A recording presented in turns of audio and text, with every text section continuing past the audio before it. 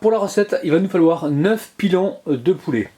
C'est environ 1 kg. Ensuite, une botte de coriandre fraîche, un oignon que j'ai émincé, 300 g de tomates concassées.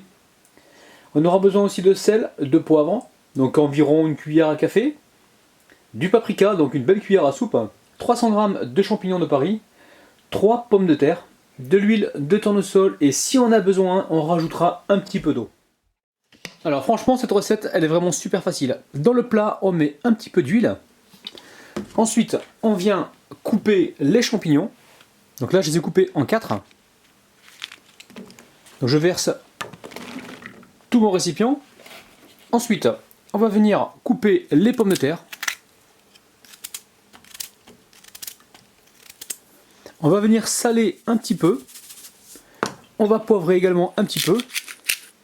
Et on va pouvoir y verser la concassée de tomates. Alors je garde la boîte. Et si j'ai besoin tout à l'heure de rajouter de l'eau, j'en mettrai directement dans la boîte et au fur et à mesure je rajouterai si besoin. Allez, on s'occupe du poulet. On met également un petit peu d'huile. Ensuite, on y verse la coriandre avec les oignons. Alors chez vous, hein, avec des mains bien propres, vous mélangez le tout à la main, il n'y a aucun souci. Allez, ici on va mettre un petit peu de sel et on va repoivrer. Parce qu'il est essentiel d'assaisonner ces légumes, mais aussi la viande.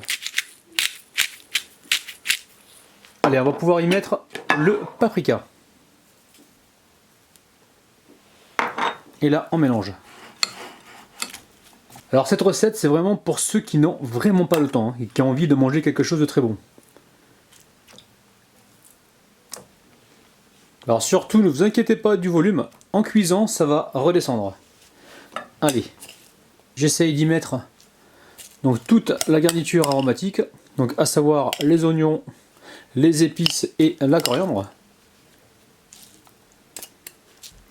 Alors là, surtout, on laisse apparaître la viande pour qu'elle dore comme il faut.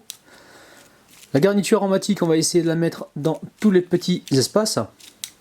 Et surtout, en cours de cuisson, on va surveiller, on va rajouter un petit peu d'eau si besoin, si on voit que la préparation en a besoin.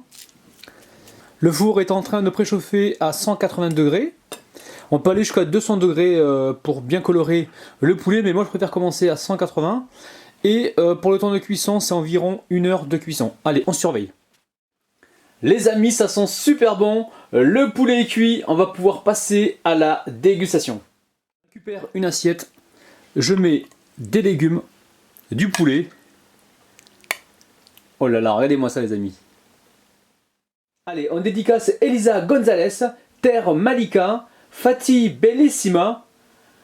Encore 2 et c'est fini. Samouna Benzema et Camille KH. Allez, moi je n'utilise pas de fourchette pour cette recette. Surtout pour manger le poulet. Mais par contre pour manger les pommes de terre, les champignons, tout ça, je vais y aller à la fourchette. C'est parti.